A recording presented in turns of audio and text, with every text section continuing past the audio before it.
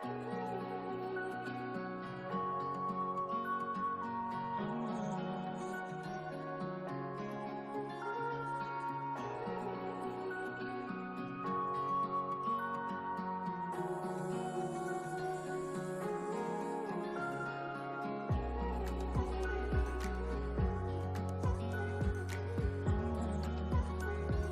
Everyone, welcome back to my channel. ಹೇಗಿದ್ದೀರಾ ಎಲ್ಲರೂ? ಈ ರಂಗೋಲಿ ನೀವು ನೋಡ್ತಿರ್ಬೋದು, ಯುಗಾದಿ ದಿನ ಹಾಕಿದ್ದು. ಅವತ್ತು ಇದನ್ನು ಪೋಸ್ಟ್ ಮಾಡೋಕ್ಕಾಗಿಲ್ಲ, ಅದಕ್ಕೆ ಇವತ್ತು ಇದರಲ್ಲಿ ಆ್ಯಡ್ ಮಾಡಿದ್ದೀನಿ. ಹಾಗೆ ಬೆಳಗ್ಗೆ ಎದ್ದು ಪೂಜೆನೆಲ್ಲ ಮುಗಿಸ್ಕೊಂಡು ಎಲ್ರಿಗೂ ಟಿಫನ್ ಮಾಡಿಕೊಟ್ಟು ಕೆಲವೊಂದಿಷ್ಟು ಪ್ರಾಡಕ್ಟ್ನ ಆರ್ಡ್ರ್ ಮಾಡಿದ್ದೆ. ಅದರಲ್ಲಿ ಮೇಯ್ನಾಗಿ ಬ್ಲೌಸ್ನ ಆರ್ಡ್ರ್ ಮಾಡಿದ್ದೆ, ವರ್ಕಿಂಗ್ ಬ್ಲೌಸು. ತುಂಬ ಚೆನ್ನಾಗಿ ಬಂದಿತ್ತು. ಅದನ್ನು ಕೂಡ ಇವತ್ತಿನ ಬ್ಲಾಗಲ್ಲಿ ತೋರಿಸ್ತಾ ಇದ್ದೀನಿ. ಬೆಳಗ್ಗೆ ಬೇಗ ಎಲ್ಲ ಪೂಜೆನೆಲ್ಲ ಮುಗಿಸ್ಕೊಂಡ್ಬಿಟ್ಟು ಆಮೇಲೆ ಅದು ಆರ್ಡರ್ಸ್ ಎಲ್ಲ ಬಂದಿತ್ತಲ್ಲ, ಅದನ್ನು ತೋರಿಸ್ತಾ ಇದ್ದೀನಿ. ಟಿಫನ್ ಮಾಡಿದ್ದು ಅದನ್ನೆಲ್ಲ ಈ ಬ್ಲಾಗಲ್ಲಿ ನಾನು ಆ್ಯಡ್ ಮಾಡಿಲ್ಲ. ಸಿಂಪಲ್ಲಾಗಿ ಒಂದೆರಡು ರೆಸಿಪಿನ ಹಾಕಿದ್ದೀನಿ. ನೀವು ನೋಡಿರ್ಬೋದು ಈ ವಿಡಿಯೋ ಸ್ಟಾರ್ಟಿಂಗಲ್ಲೇ ಏನಿದು ಅಂತ. ನೀವು ನೋಡ್ತಿರ್ಬೋದು, ಇದು ರೆಡ್ ಕಲರು, ಬಟ್ ಮೊಬೈಲಲ್ಲಿ ಈ ಥರ ಲೈಟ್ ಪಿಂಕ್ ಕಲರ್ ಥರ ಕಾಣಿಸ್ತಾ ಇದೆ. ಆ್ಯಕ್ಚುಲಿ ಇದು ರೆಡ್ ಕಲರ್ ಇತ್ತು. ಒಂದು ರೆಡ್ ಕಲರ್ ಬ್ಲೌಸು, ಹಾಗೆ ಇನ್ನೊಂದು ಡಾರ್ಕ್ ಗ್ರೀನ್ ಆರ್ಡ್ರ್ ಮಾಡ್ಕೊಂಡಿದ್ದೆ. ತುಂಬ ಚೆನ್ನಾಗಿ ಬಂದಿತ್ತು. ನೀವು ನೋಡ್ತಿರ್ಬೋದು ಪ್ರಾಡಕ್ಟ್ ಯಾವ ರೀತಿ ಇದೆ ಅಂತ. ಡಿಸೈನ್ ಕೂಡ ತುಂಬ ಚೆನ್ನಾಗಿತ್ತು. ಈ ಪ್ರಾಡಕ್ಟ್ ಲಿಂಕ್ ಬೇಕಿದ್ದರೆ ನಾನು ಡಿಸ್ಕ್ರಿಪ್ಷನಲ್ಲಿ ಕೊಟ್ಟಿರ್ತೀನಿ. ಹಾಗೆ ಇದು ಡಾರ್ಕ್ ಗ್ರೀನ್. ತುಂಬ ಕಡಿಮೆ ಬೆಲೆಯಲ್ಲಿ ಈ ರೀತಿ ನೀವು ವರ್ಕ್ ಬ್ಲೌಸ್ನ ತೊಗೋಬೋದು. ನಾನು ಮೀಶೋದಲ್ಲೇ ಆರ್ಡ್ರ್ ಮಾಡ್ಕೊಂಡಿದ್ದು. ಇದೇನು ಪ್ರಮೋಷನ್ ವಿಡಿಯೋ ಅಲ್ಲ, ಜಸ್ಟ್ ನಾನು ಪರ್ಸ್ನಲ್ ಯೂಸ್ಗೆ ಅಂತ ತೊಗೊಂಡಿದ್ದೆ. ಅದೇ ವಿಡಿಯೋನ ನಿಮ್ಮ ಜೊತೆ ಶೇರ್ ಮಾಡ್ಕೊತಾ ಇದ್ದೀನಿ. ಈ ಬ್ಲೌಸ್ ಬಂದ್ಬಿಟ್ಟು ಬಟ್ಟೆ ಕೂಡ ಚೆನ್ನಾಗಿತ್ತು, ಸಾಫ್ಟ್ ಆಗಿತ್ತು. ಬಟ್ ಒಂದು ಎಳೆ ಮಾತ್ರ ಇಲ್ಲಿ ಹೋಗಿತ್ತು. ನಾನು ಆ ಕಡೆ ಬ್ಯಾಕ್ ಡಿಸೈನ್ ಬಂದಿದೆಯಲ್ಲ, ಅಲ್ಲಿ ಒಂಚೂರು ಡ್ಯಾಮೇಜ್ ಇತ್ತು. ಬಟ್ ಎಕ್ಸ್ಚೇಂಜ್ ಅವೈಲೇಬಲ್ ಇತ್ತು. ನಾನು ಎಕ್ಸ್ಚೇಂಜ್ ಮಾಡ್ಕೋತೀನಿ. ಪರವಾಗಿಲ್ಲ, ನಡೆಯುತ್ತೆ ಅಂದರೆ ಇಟ್ಕೋಬೋದು. ಯಾಕಂದರೆ ಇದು ಪಿನ್ ಮಾಡ್ತೀವಲ್ಲ, ಟಕ್ ಮಾಡ್ಕೋತೀವಿ, ಅಲ್ಲಿ ಬರುತ್ತೆ. ನನಗೆ ಯಾಕೋ ಬೇಡ, ಎಕ್ಸ್ಚೇಂಜ್ ಮಾಡ್ಕೊಂಡ್ರಾಯ್ತು, ಹೇಗಿದ್ದರೂ ದುಡ್ಡು ಕೊಟ್ಟಿರ್ತೀವಿ ಅಲ್ವಾ, ಮತ್ತು ಆ ರೀತಿ ಡ್ಯಾಮೇಜ್ ಎಲ್ಲ ಯಾಕೆ ಇಟ್ಕೊಳ್ಳೋದು ಅಂದ್ಬಿಟ್ಟು ನಾನು ಎಕ್ಸ್ಚೇಂಜ್ ಮಾಡ್ಕೋತಾ ಇದ್ದೀನಿ. ಸೇಮ್ ಇದೇ ಕಲರ್ ಆರ್ಡರ್ ಮಾಡ್ಕೋತೀನಿ. ನೋಡ್ತಿರ್ಬೋದು, ಇಲ್ಲಿ ಒಂದು ಎಳೆ ಹೋಗಿದೆ. ವರ್ಕ್ ಎಲ್ಲ ತುಂಬ ಚೆನ್ನಾಗಿ ಬಂದಿದೆ. ನಾವು ಸಾವಿರಾರು ಗಟ್ಟಲೆ ಕೊಟ್ಟು ಮಾಡ್ಸೋಕ್ಕಾಗಲ್ಲ ಅಂದರೆ ಈ ರೀತಿ ಸಿಂಪಲ್ಲಾಗಿ ನಾವು ಡಿಸೈನ್ನ ತೊಗೊಂಡ್ಬಿಟ್ಟು ಬ್ಲೌಸ್ನ ಸ್ಟಿಚ್ ಮಾಡಿಕೊಂಡ್ರು ತುಂಬ ಚೆನ್ನಾಗಿ ಕಾಣಿಸುತ್ತೆ. ಗ್ರೀನ್ ಒಂದು ಎಕ್ಸ್ಚೇಂಜ್ ಮಾಡ್ಕೋಬೇಕು. ರೆಡ್ಡು ಚೆನ್ನಾಗಿದೆ, ಅದು ಹಾಗೆ ಇಟ್ಕೋತೀನಿ.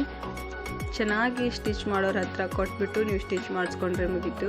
ಬ್ಲೌಸ್ ಮಾತ್ರ ಚೆನ್ನಾಗಿ ಬಂದಿದೆ. 1 ಮೀಟರ್ ಬಟ್ಟೆ ಇದೆ ಇದು. ನೀವು ಆರಾಮಾಗಿ ಸಾಲತ್ತೆ. ಎಷ್ಟೇ ದಪ್ಪ ಇದ್ದರೂ ತೆಳ್ಳಗಿದ್ರೂ ಕೂಡ ಬಟ್ಟೆ ಎಲ್ಲ ಸಾಲತ್ತೆ. ಬಟ್ಟೆ ಆಗುತ್ತೋ ಇಲ್ವೋ ಅಂತ ಟೆನ್ಷನ್ ಏನು ಬೇಡ. ನಾರ್ಮಲ್ ನಾವು ಬಟ್ಟೆ 75 ಸೆಂಟಿಮೀಟ್ರ್ ಅಥವಾ 80 ಸೆಂಟಿಮೀಟ್ರ್ ಎಲ್ಲ ತೊಗೋತೀವಿ ಅಲ್ವಾ, ಇದು 1 ಮೀಟರ್ ಇದೆ. ಈಸಿಯಾಗಿ ನೀವು ಸ್ಟಿಚ್ ಮಾಡಿಸ್ಕೋಬೋದು. ಅದಾದಮೇಲೆ ಸ್ವಲ್ಪ ಟೊಮೆಟೊ ಎಲ್ಲ ಇವಾಗ ತುಂಬ ರೇಟೆಲ್ಲ ಕಮ್ಮಿ ಆಗಿದೆ. 10 ರೂಪಾಯಿ kg ಎಲ್ಲ ಸಿಗ್ತಿದೆ. ಅದಕ್ಕೋಸ್ಕರ ಒಂದು 2 kg ತೊಗೊಂಬಂದಿದ್ರು. ಸ್ವಲ್ಪ ಸಾಸ್ ಮಾಡಿ ಎತ್ತಿಟ್ಕೊಂಡ್ರೆ ಮಕ್ಕಳಿಗೆಲ್ಲ ಹೆಲ್ಪ್ ಆಗುತ್ತೆ. ನಾವು ಏನಾದರೂ ಸ್ನ್ಯಾಕ್ಸ್ ಮಾಡಿದರೆ ಯೂಸ್ ಆಗುತ್ತೆ ಅಂದ್ಕೊಂಡ್ಬಿಟ್ಟು 1 kg ಅಷ್ಟು ಟೊಮೆಟೊನ ನಾನಿಲ್ಲಿ ಸಾಸ್ ಮಾಡ್ಕೊತಾ ಇದ್ದೀನಿ. ಆ ಸಾಸ್ ರೆಸಿಪಿನ ಕಂಪ್ಲೀಟಾಗಿ ಈ ವ್ಲಾಗಲ್ಲಿ ಹಾಕಿದ್ದೀನಿ. ಐ ಥಿಂಕ್ ನಿಮಗೆ ಇಷ್ಟ ಆಗ್ಬೋದು ಅಂತ ಅಂದ್ಕೊಂಡಿದ್ದೀನಿ. ಏನೇ ಆಗಲಿ ಮನೇಲಿ ಮಾಡ್ಕೊಂಡಾಗ ಅದೊಂಥರ ಖುಷಿನೇ ಬೇರೆ ಇರುತ್ತಲ್ವ. ಹಾಗೆ ಹೋಮ್ ಮೇಡ್ ಕೂಡ ಅಂದರೆ ಮಕ್ಕಳಿಗೆ ಎಷ್ಟು ಬೇಕಾದರೂ ನಾವು ಇದನ್ನ ಹಾಕ್ಕೊಡ್ಬೋದು. ಯಾವುದೇ ಕೆಮಿಕಲ್ಸ್ ಇರೋದಿಲ್ಲ, ಏನೂ ಇರೋದಿಲ್ಲ.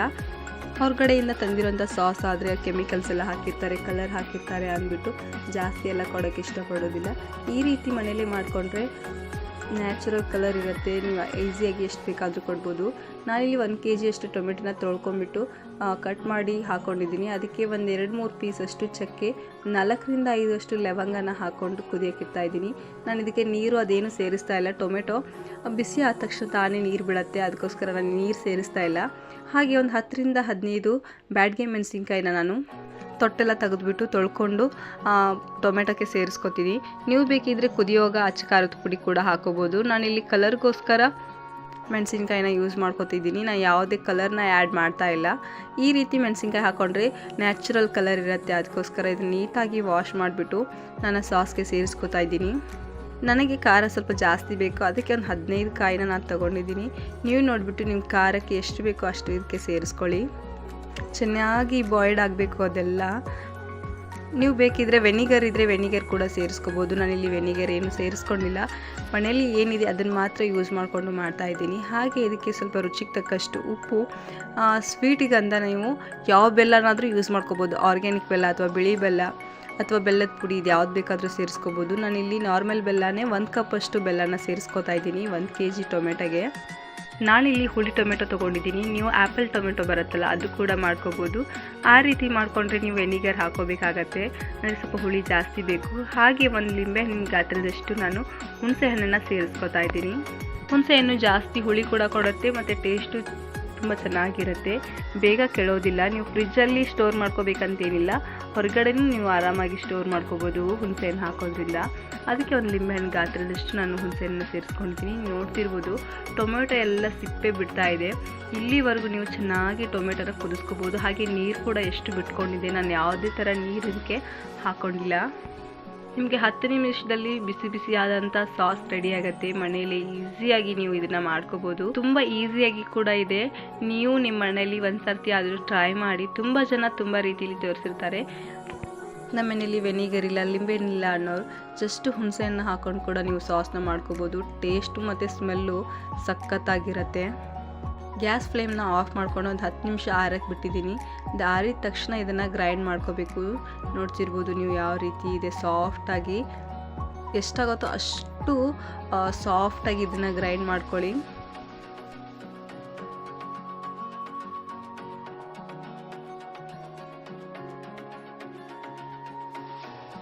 ಗ್ರೈಂಡ್ ಮಾಡ್ಕೊಂಡು ಆದಮೇಲೆ ಇದನ್ನು ಸೋದಿಸ್ಕೋಬೇಕು.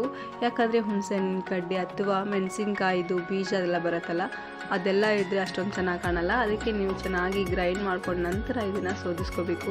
ನೀವು ಒಂದು ಕಾಟನ್ ಬಟ್ಟೆಯಲ್ಲಿ ಕೂಡ ಹಾಕ್ಕೊಂಡ್ಬಿಟ್ಟು ಸೋದಿಸ್ಕೋಬೋದು, ಇಲ್ಲ ಈ ರೀತಿಯಾದಂಥ ಸ್ಟ್ರೇನರ್ ಇದ್ರೂ ಕೂಡ ನೀವು ಇದನ್ನು ಸೋದಿಸ್ಕೋಬೋದು.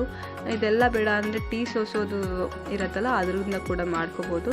ಬಟ್ ಅದೆಲ್ಲ ಖಾರ ಆಗುತ್ತೆ ಇದಕ್ಕೆ ಮೆಣಸಿನ್ಕಾಯಿ ಸೇರಿಸಿರೋದ್ರಿಂದ ಅಂತ ನಾನು ಇದನ್ನು ಯೂಸ್ ಮಾಡ್ಕೊಂಡಿದ್ದೀನಿ. ನೋಡ್ತಿರ್ಬೋದು ಎಲ್ಲ ಕಂಪ್ಲೀಟಾಗಿ ಹಿಂಡ್ಕೊಂಡು ಆದಮೇಲೆ ಈ ರೀತಿ ಎಲ್ಲ ಉಳಿದಿದೆ.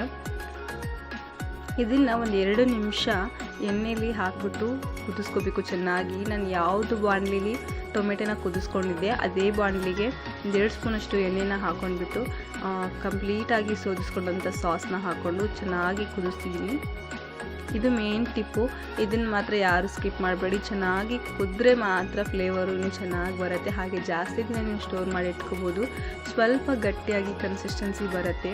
ನಿಮಗೇನಾದರೂ ಸ್ವಲ್ಪ ತಿಳಿ ಅನಿಸಿದರೆ, ಸಾಸ್ ಏನಾದರೂ ನೀರು ಥರ ಅನಿಸಿದರೆ ಅದಕ್ಕೊಂಚೂರು ಕಾರ್ನ್ಫ್ಲವರ್ನ ನೀರಲ್ಲಿ ಕಲಿಸ್ಬಿಟ್ಟು ಇದಕ್ಕೆ ಸೇರಿಸ್ಕೊಳ್ಳಿ. ಅದು ಗಟ್ಟಿಯಾಗಿ ಕನ್ಸಿಸ್ಟೆನ್ಸಿನ ಕೊಡುತ್ತೆ. ಜಾಸ್ತಿ ಎಲ್ಲ ಒಂದು 2 ಟೇಬಲ್ ಸ್ಪೂನಷ್ಟು ಮಾತ್ರ.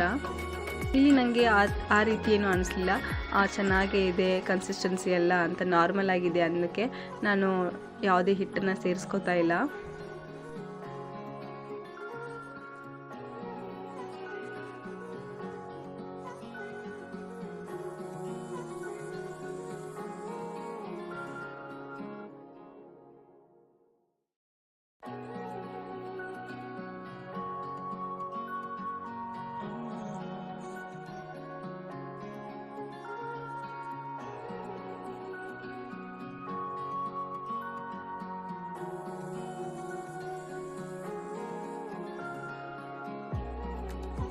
ಈ ರೆಸಿಪಿ ಏನಾದರೂ ನಿಮಗೆ ಇಷ್ಟ ಆದರೆ ವಿಡಿಯೋನ ಬೇರೆಯವ್ರಿಗೂ ಕೂಡ ಶೇರ್ ಮಾಡಿ, ಅವ್ರಿಗೂ ಕೂಡ ಯೂಸ್ಫುಲ್ ಆಗುತ್ತೆ. ಹಾಗೆ ನನ್ನ ಚಾನಲ್ನ ಯಾರೆಲ್ಲ ಸಬ್ಸ್ಕ್ರೈಬ್ ಮಾಡಿಲ್ಲ ಸಬ್ಸ್ಕ್ರೈಬ್ ಮಾಡಿಕೊಂಡು ಸಪೋರ್ಟ್ ಮಾಡಿ.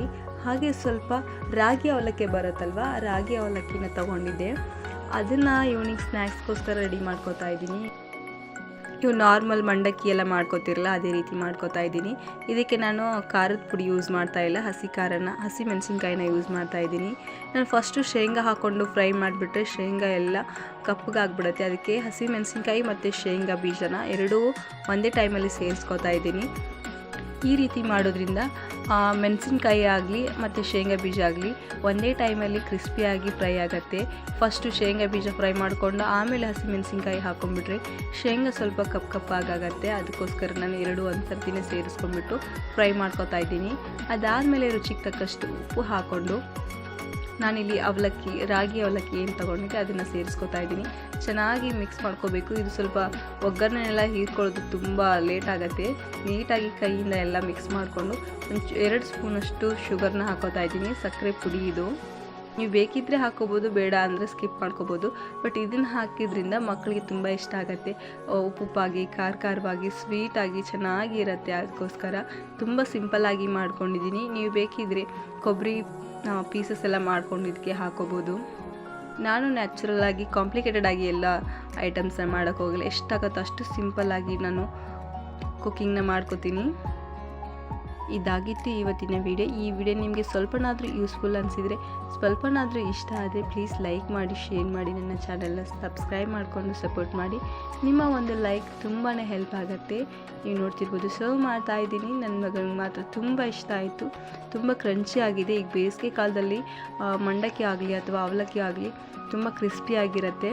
Thank you for watching. Keep loving, keep support me.